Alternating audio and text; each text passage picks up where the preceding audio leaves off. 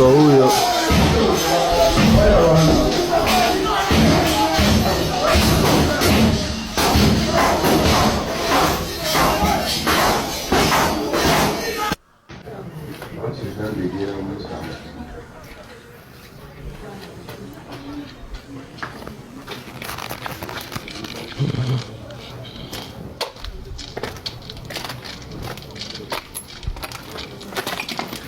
Mwana ino gabuli wagulu ndio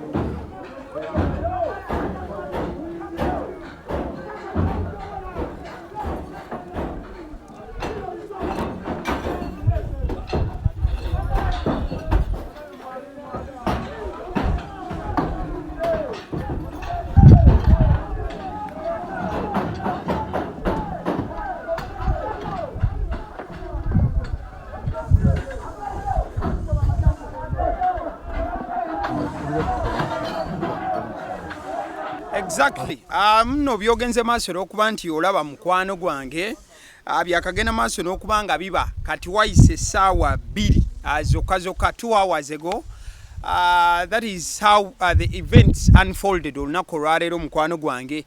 Ebyo byonna bigenze maaso n'okuba nga biba sayidi z'emakindi awo ekitebe kya Fangon Unity Platform akigenze maaso n'okubanga kifuna ba owners abapya okumala eddakiika nga 2-3 awo. Era buli kye bagenze maaso n'okubanga basangawo mukwano gwange bagenze maaso n'okubanga bakireka bulere nga bogenze maaso n'okubanga olaba mu video. First things first, obumu ku butambi obukwatiddwa ne mwana mulenzi Palaso abaddemu ku bantu abazze ne balumba Fangon. Ekitebe ekitwalibwa mwana mulenzi Alien Skin oba amaka ga Alien Skin amatuufu oba amajjuvu agasookerwako aga Fangon era nga ekulirwa Alien Skin. Mukamu ku butambi bw'enkulaze akabaddeko akasonga awe wabadde wasonga mwana mulenzi amanyiddwa nga Palaso awe abadde. Palaso bw'abadde engeri gy'abadde ayambaddemu automatically ebadde eraga nti kye babadde bazzeeko ababadde bakyetegekedde olw'ensonga nti Palaso yazze nga ayambadde headgear oba kyoyinza okugamba ebintu bino ebyambalwa for safety. Abavuzi ba boda bambala zi helmet, abogenda ku zi site ez'enjawulo baba bazimba waliwo ebintu ebyo bye muteekako ku mitwe okwewala ebintu ebigwa okugwira n'okuba nti bikuba omutwe. So mwana mulenzi Palaso ebyambalo byabadde ayambadde abibadde bya safety oba byakwekuuma. In fact wolagira ddala nti Palaso abadde ayambadde ebyambalo ebyokwekuuma bwe batuuse byonna bye bagenze maaso okubanga bakola bw'obanga obadde teweesabise bulungi obadde oyinza okubanga ofuna obuzibu olw'ensonga nti endabirwamu zonna ku Fangon bagenze maaso n'okubanga bazaasaayasa. Kati bw'obanga oyasa nga teweegendereza osobola ogenda maaso n'okuba nti ofuna obukosefu.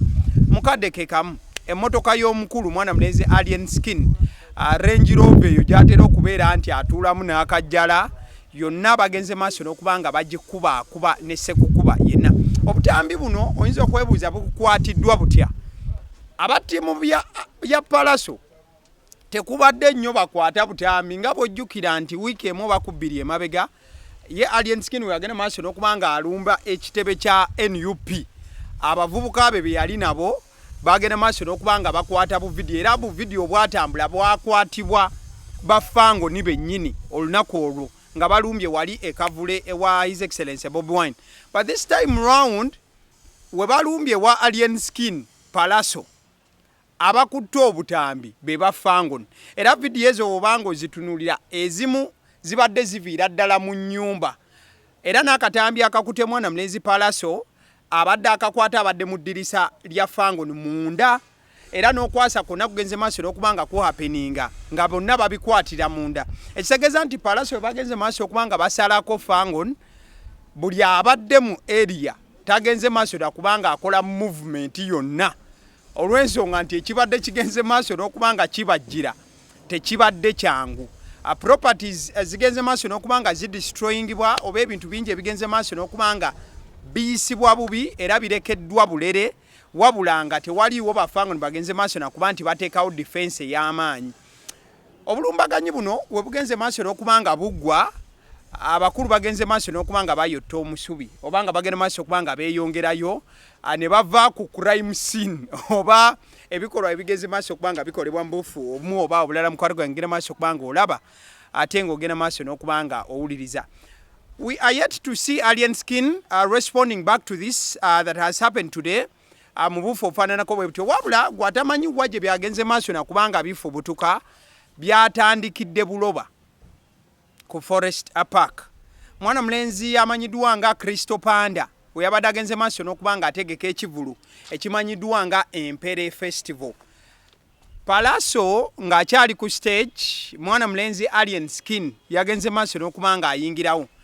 Coach Keremet wamu n'abalala bagenze maaso n'okubanga balinnya ku stage nga n'omukulu Palasyo akyaliko ebyaddiridde the rest omuzungu ayinza okugamba is history naye muganda wange birabikanga it is not going to be history it is still the current olw'ensonga okuwoolera kukyagenda mu maaso n'okubanga kulabibwako.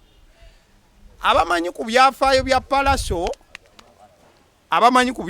Palasyo abalabikanga batandise okubanga babi revisiting olunaku olwaleero anti musajja ayinza okubanga yapowa bupoyi naye kati Palasyo atandise okubanga afubutukayo mu mbeera emu oba endala wabula ate era mukadde ke kamu ne mwana mulenzi Alien Skin yali akozeeko statement nti byonna kabikolebwe kati amateeka ganaalamula olw'enkya.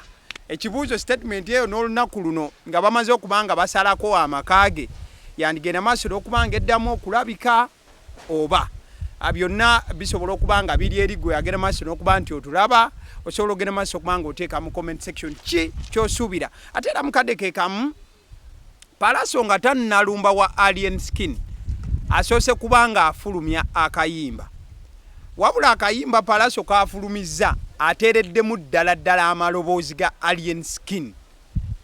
Intro yaako mulimu eddoboozi lya Alien Skin ng'agenda maaso n'okubanga awaabira obanga ayogera eri abasirikale ng'abaloopera ekibaddewo. Kati mwana mulenzi n'asekerera Alien Skin nti omubanda yatandika ddi okubanga aloopera poliisi. Ekibuuzo Alien Skin nga bwe bamutadde mu luyimba olwo ng'aloopera poliisi ku ebyo Palasyo byakoze olunaku olwaleero Alien Skin anagenda maaso n'okubanga aloopera poliisi oba analoopera gye lya Fangon ne ligenda maaso n'okubanga likola nga mwana mulenzi Palasyo bwakoze n'eggye lye mu bufu ofaananako bwe butyo. Byonna tugenda kubirinda tulabe gye bigenda okubanga bikkira but properties are destroyed. Ekyobulamu kyo tewannabaawo keesi yonna nti oba waliwo obulamu obutataganyiziddwa wabula bye ebintu birekeddwa bulere kitegeeza nti kabadde kabonero nti we wabaawo omuntu olaba ebintu babikoonye bwe batyo waba kubaawo omuntu asala kyekyandibaddewo osobola okukyebuuza nakyo. Abasiddyo omusunsuzi ly'erinnya eryange agaliwo gwe mukutu kwe tubeera information bwebegenze maaso kubanga eba bwe tugireeta tetugatamu tetutoolamu nga we biri bwe tubireeta bitwale nga bwe bizze tekuli kyaffe. Thank you so much liking a video eno.